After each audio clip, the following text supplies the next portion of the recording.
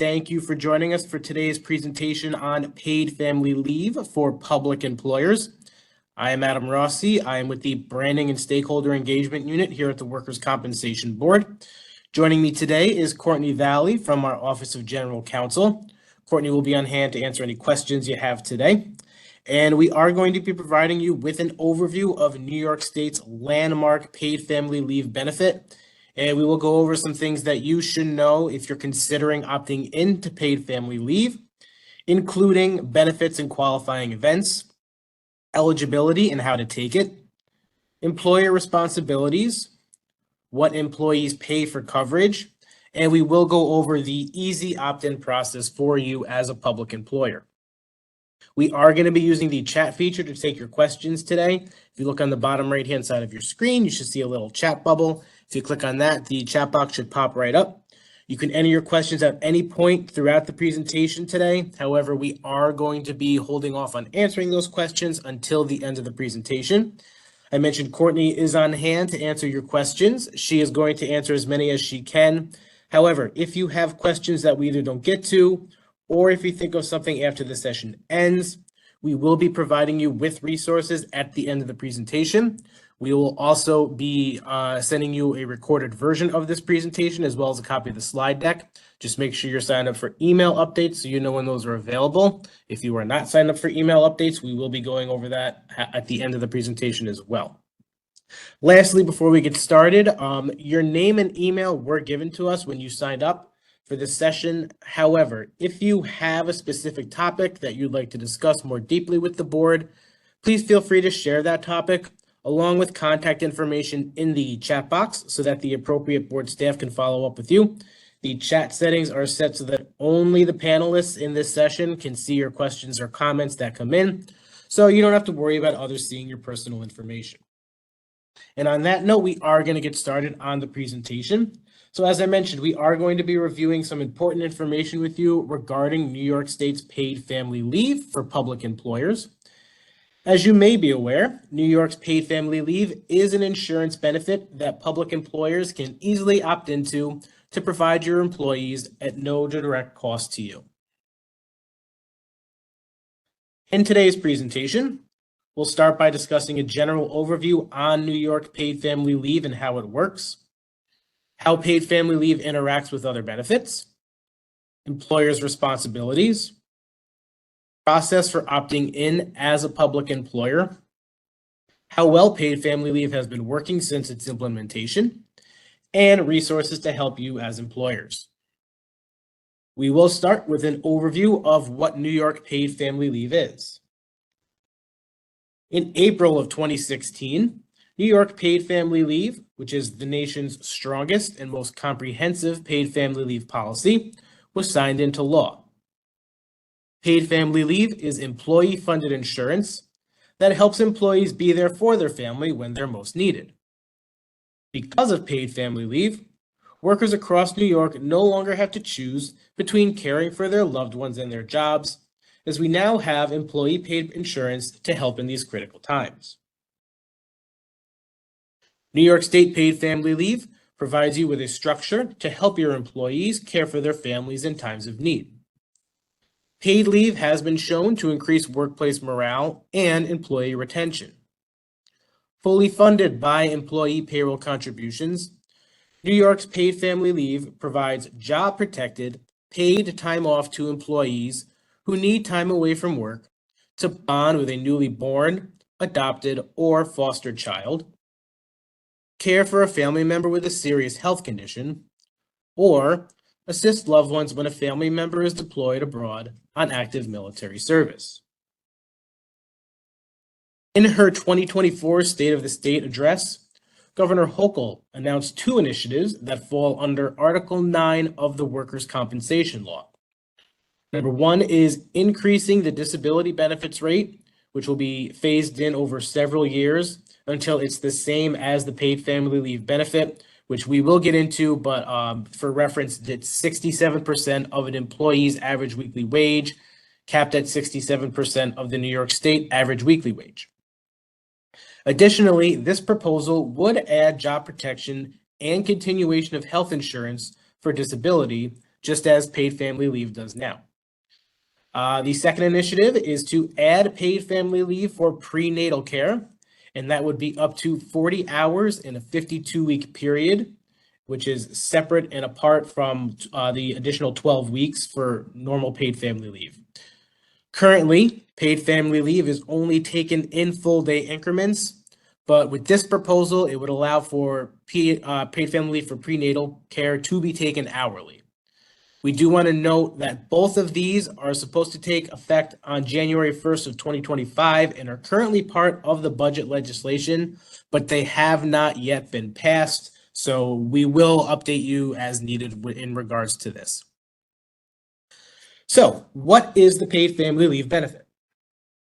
Employees can take up to 12 weeks of job protected paid time off at 67% of pay, up to a cap of 67% of the New York State average weekly wage. The leave can be taken all at once or in full day increments. You can visit paidfamilyleave.ny.gov/benefits for the current maximum benefit. Now let's take a look at the three uses of paid family leave, and we will start with bonding with a child. Paid family leave provides both parents time to bond with a new child within the first 12 months of the birth, adoption, or foster placement of the child. Parents who work for different employers can take paid family leave at the same time to bond with the same child. Parents who work for the same employer can take it at the same time unless their employer prohibits it. In that case, they'd be able to take the leave separately over the first 12 months following the child's birth, adoption, or foster placement. We do want to note that expectant parents cannot take paid family leave for their own pregnancy. They can take it after the baby is born because paid family leave is used to care for someone else, not for your own health condition. However, a parent may be able to take paid family leave before an actual adoption or foster placement of a child if an absence from work is required for that adoption or foster placement to be finalized. Paid family leave is also available for employees to care for a spouse, domestic partner, child or stepchild, sibling, parent or step-parent, parent-in-law, grandparent, or a grandchild who has a serious health condition. A few other important notes here for family care. When we say domestic partner is defined broadly under the paid family leave law. It includes people who are not related by blood in a manner that would bar marriage in New York State and are dependent on one another for support. So, for example, an employee may be able to prove that they're in a domestic partnership by showing that they own property together or if they have children in common. So a legal relationship is not necessary. Also, it doesn't matter if the family members live outside of New York State or even outside of the country. Employees can take paid family leave to care for their family member as long as they're within close and continuing proximity, or in other words, present at the same location as the family member they're caring for during the majority of the paid family leave period. This may include necessary physical care, emotional support, visitation, assistance in treatment, transportation, arranging for a change in care, assistance with essential daily living matters, as well as personal attendant services. In order to take this type of leave, the employee's family member must have a serious health condition. A serious health condition is defined as an illness, injury, or condition that requires either inpatient care in a hospital, hospice, or residential health facility, or continuing treatment or supervision by a healthcare provider. The third type of leave is for assisting during a military deployment. Paid family leave benefits are available when a family member is deployed abroad on active military service, or who has been notified of an impending call or order of active service abroad and assistance is needed. Reasons for paid family leave for an active service deployment are the same as the military provisions in the Federal Family Medical Leave Act, otherwise known as FMLA, and they cover the employee's spouse, domestic partner, child, or parent. And there are a number of instances where paid family leave will help, and you can see them right here on your screen. Under legislation signed into law in March of 2020, paid family leave benefits may also be available for mandatory or precautionary orders of quarantine or isolation due to COVID-19. For more information on these benefits, as they are a bit different from the others we just reviewed, you can visit our website at paidfamilyleave.ny.gov/COVID-19. In addition to paid time off, New York's paid family leave also has strong employee protections. Employees are guaranteed to return to the same or a comparable job after taking paid family leave. A comparable job is defined as a position with comparable employment benefits, pay, and other terms and conditions of employment. Employees are guaranteed continuation of health insurance on the same terms as if they had continued to work while out on paid family leave. If employees contribute to the cost of their health insurance, they must continue paying their portion of the premium while on leave. Also, employees are guaranteed protection from discrimination and retaliation. Requesting or taking paid family leave cannot be held against them. Now, paid family leave is fully funded through employee contributions. The contribution rate is reviewed annually and is subject to change by the New York State Department of Financial Services.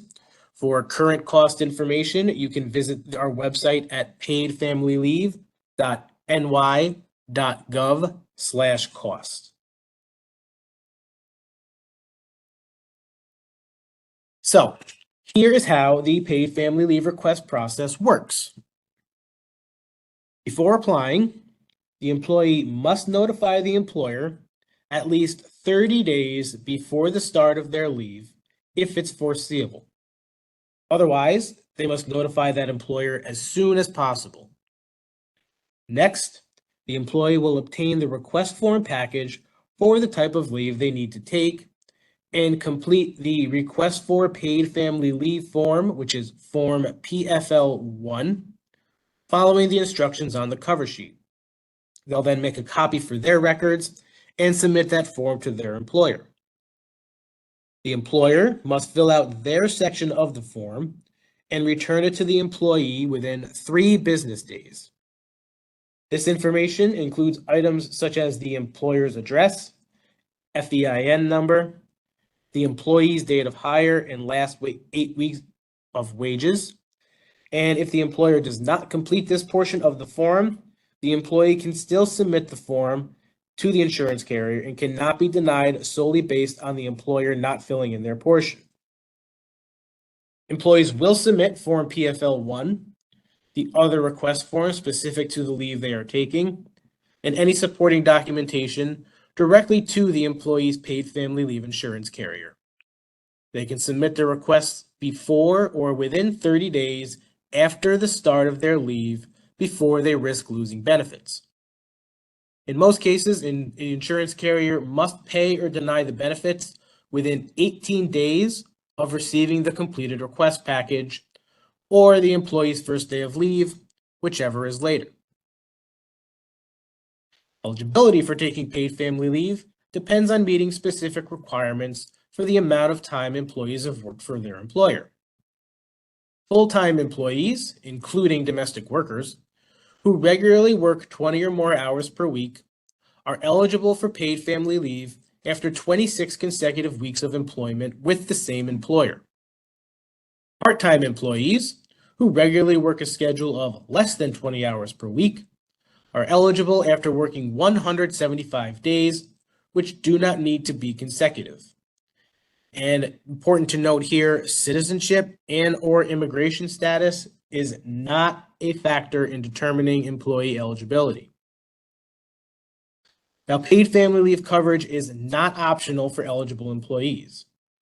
However, employees can waive coverage if they regularly work fewer than 20 hours per week and won't work 175 days in a year, or if they regularly work 20 or more hours per week, but won't be in employment with that employer for 26 consecutive weeks.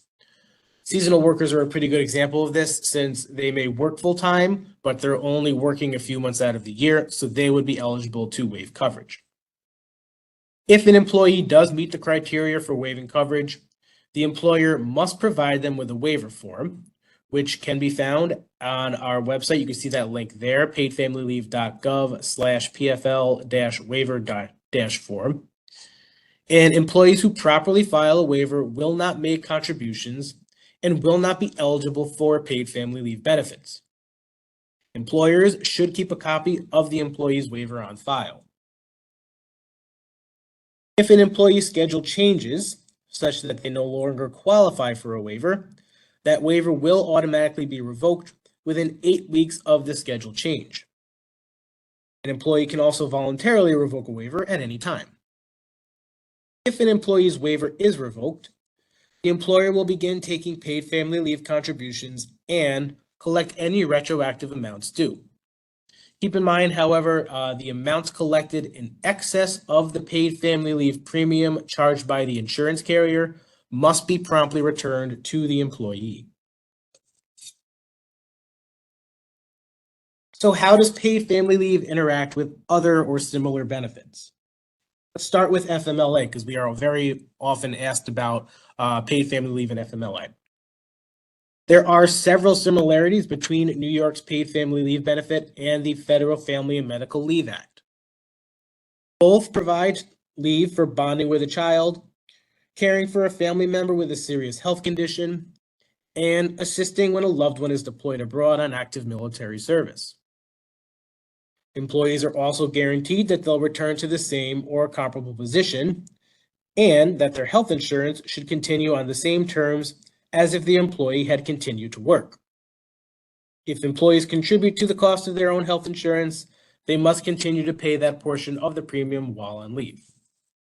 However, there are a number of key differences. The first being that paid family leave is paid, whereas FMLA is not paid. All private employers carry PFL insurance. FMLA does not include insurance, and it has a 50 employee threshold for eligibility. The length of time an employee must work is also different. For PFL, an employee who regularly works 20 or more hours per week must be in employment for 26 consecutive weeks for that employer, and an employee who regularly works fewer than 20 hours per week must work 175 days for that employer, which do not need to be consecutive. For FMLA, employees must have worked for a full year and 1,250 hours in the last 52 weeks to qualify. One of the biggest distinctions is that under New York paid family leave, an employee takes leave to care for someone else, not for their own health condition. FMLA does allow employees to take leave for their own health condition. PFL is only taken in full day increments, whereas FMLA may be taken hourly. And also under PFL, employees do not need to use other paid time off first. As for other types of leave, paid family leave cannot be taken at the same time as short-term disability or workers' compensation, which have different qualifying events.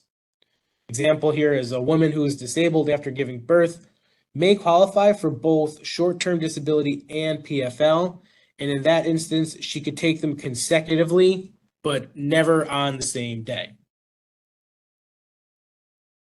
Paid family leave was designed to be easy for both workers and employers, and I'm now going to quickly walk you through a checklist of your responsibilities as an employer if you opt into paid family leave. As mentioned earlier, most private employers in New York State must have paid family leave insurance. Public employers may opt in, And public employers subject to collective bargaining must agree to participate.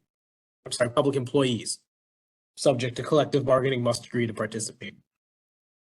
For an employer to provide PFL coverage, they must first ensure the coverage is in place.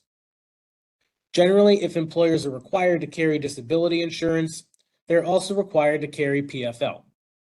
This insurance is generally added to an existing disability insurance policy.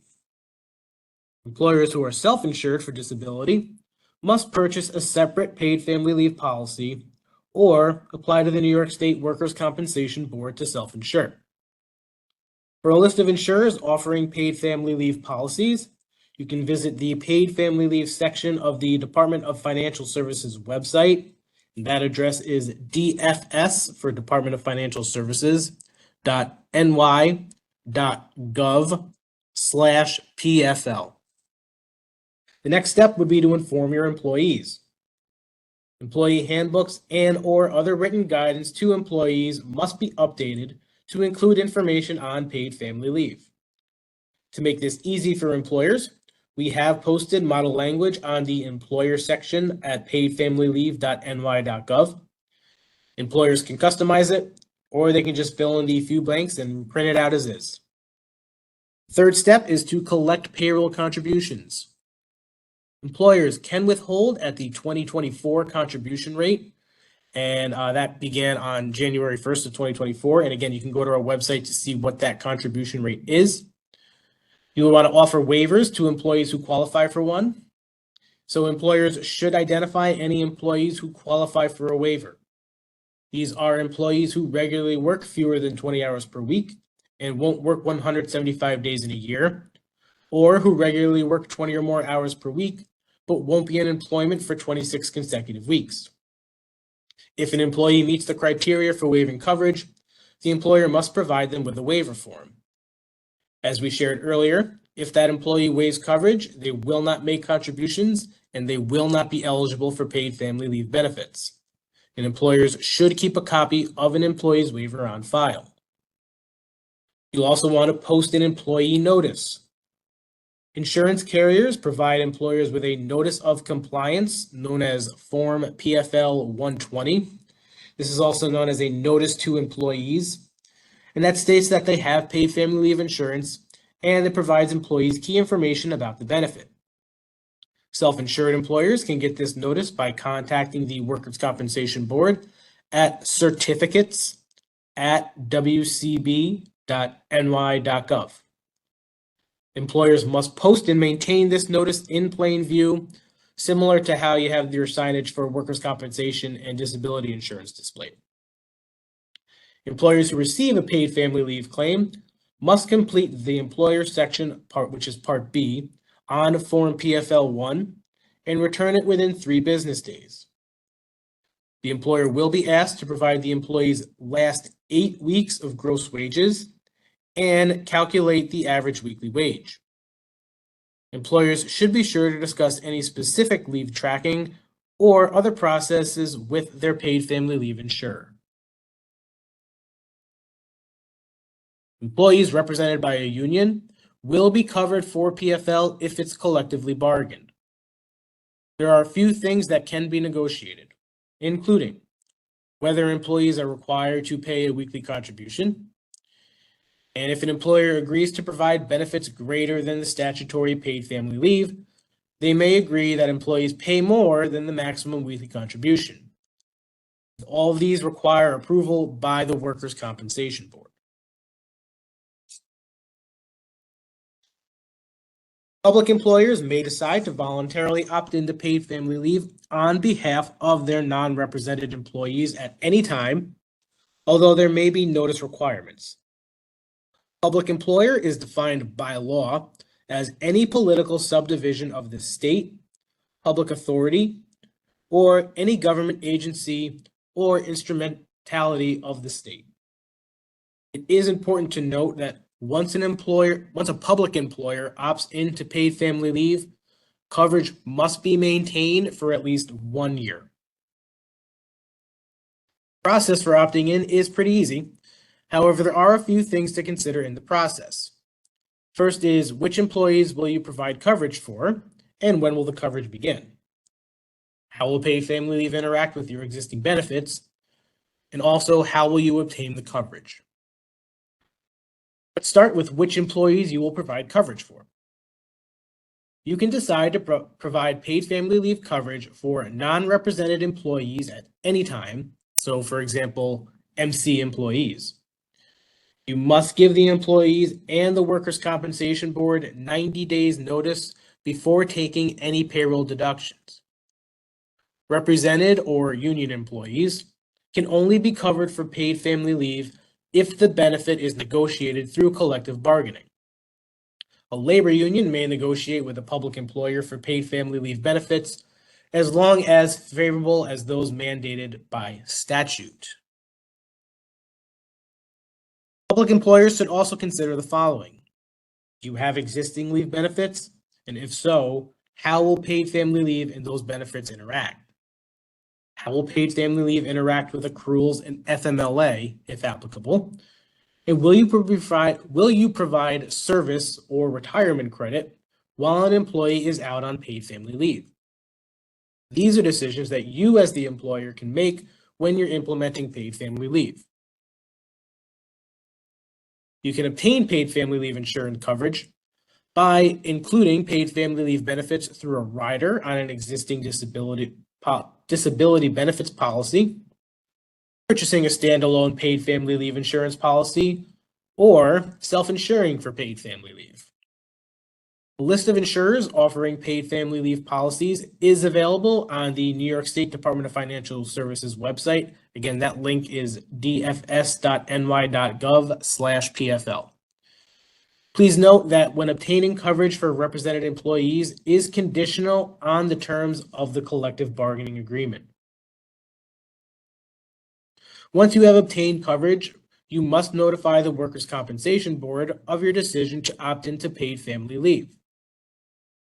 If you currently provide disability benefits, email the Workers' Compensation Board Plans Acceptance Unit at pau@wcb.ny.gov, stating that you plan to provide paid family leave to employees.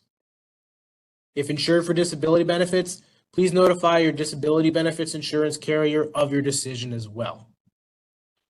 You may choose to either pay for the cost of coverage or take weekly and employee payroll deductions.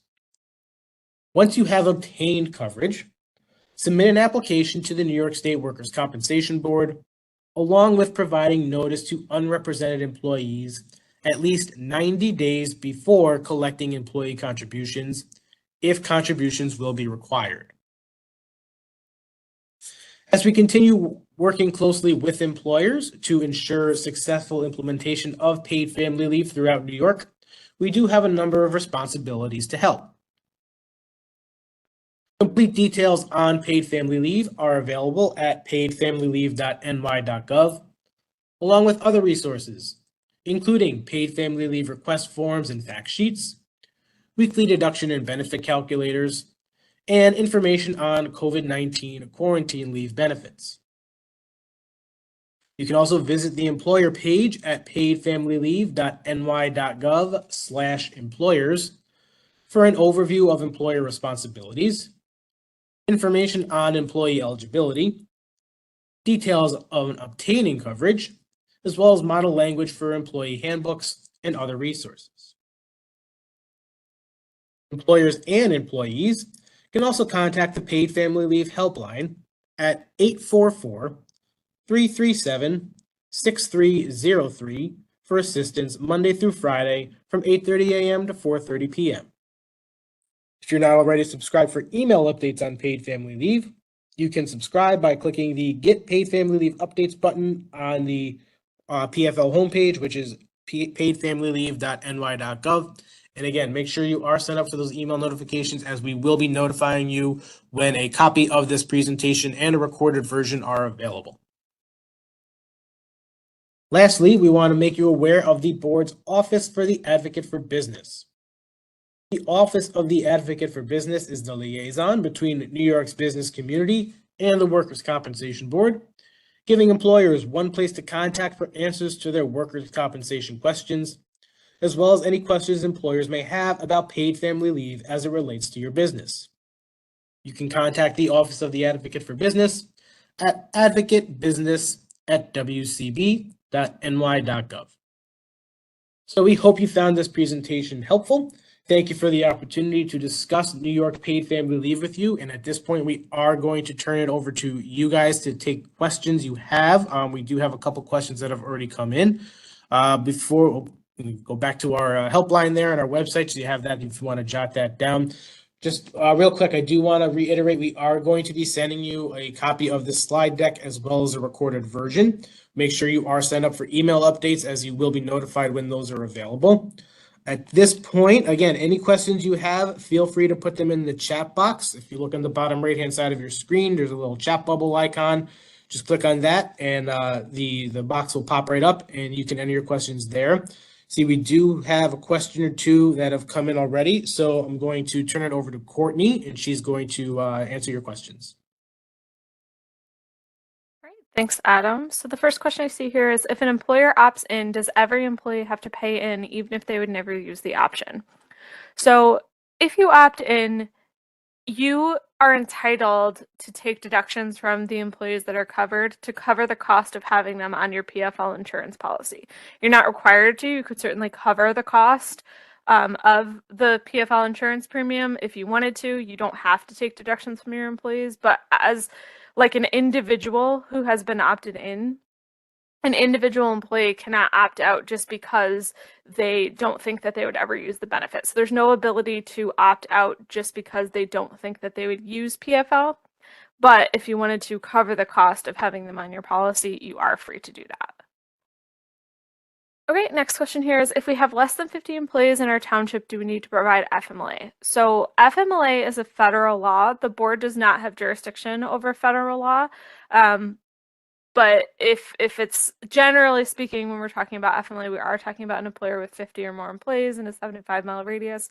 But because we don't have jurisdiction over federal law, I can't really comment and give you kind of an answer about whether or not your township is subject to FMLA or not. Okay, next question here is, why didn't New York State automatically require all public employers to opt in?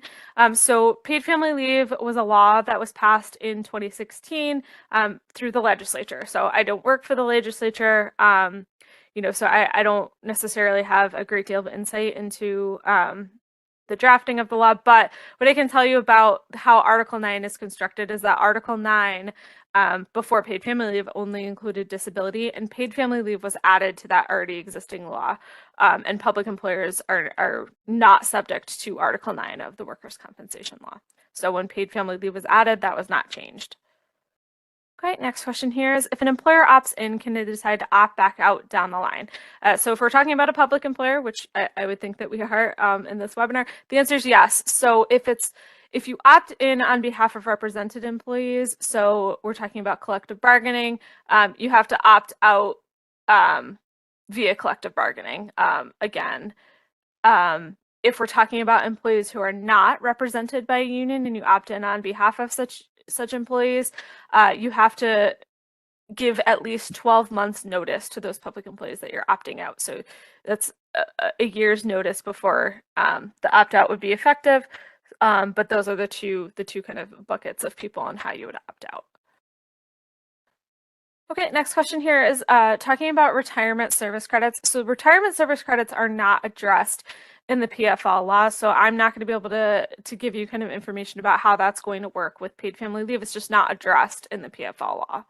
Next question here is, can an employer opt to pay for some employees and not others by the employee's class, or do they have to pay if they pay for all of the employees? So can they pay on behalf of some employees and not others? So there's nothing in the PFL law or regulations that would specifically prohibit an employer from doing that, but there may be other areas of law like the Department of Labor or things like that that kind of govern payroll deductions from employees more generally that may prohibit it.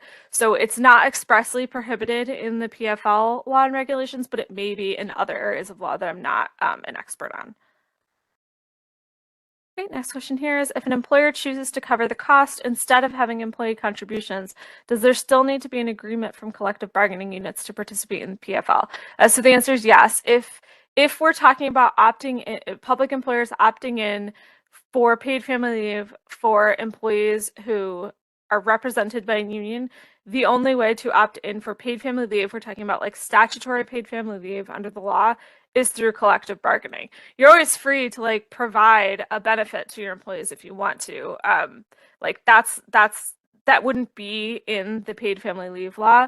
But if we're talking about paid family leave and opting in on behalf of represented employees who are represented by a union and we're a public employer, the only way to opt in for paid family leave is through collective bargaining. I have not seen any other questions come into the chat box, so I think we're going to go ahead and wrap up. Want to thank you all for joining us. Want to thank you, Courtney, as always, for taking the time to answer everyone's questions. Just a reminder, you can sign up to receive paid family leave news, including information on future webinars, by signing up at our paid family leave website. Again, just scroll down to the bottom of the page, select the Get Updates button. You will be subscribed. We will not inundate you. It will only be pertinent information. And again, that will sign you up to receive a notice for when this recording and the slide deck is available for review. We also distribute information via social media, so make sure you're following the Workers' Compensation Board on Facebook, X, Instagram, and YouTube. And again, that YouTube page has dozens upon dozens of videos on paid family leave and workers' compensation insurance. And lastly, before you sign off today, you will be directed to take a little survey to let us know how we're doing with this. We want to get your thoughts. If you found this beneficial, if there's anything we can do to improve our webinars, we want to hear from you. We definitely appreciate your hearing from you. So please take a couple minutes to fill out that survey and let us know how we're doing. With that, though, we are going to sign off for today. So again, thank you for joining us, and please enjoy the rest of your day.